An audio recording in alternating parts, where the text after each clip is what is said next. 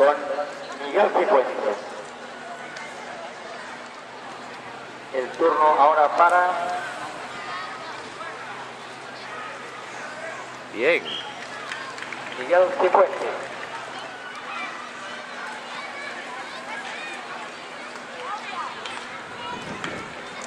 Colocando 3:30. Siguen disputándose las dos primeras finales de esta cuarta y última jornada del Campeonato de España.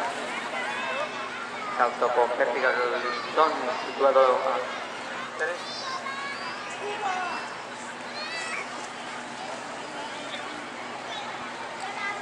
Lo pasó.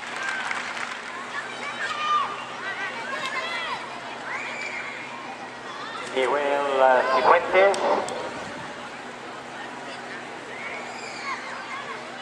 Uy, qué pena.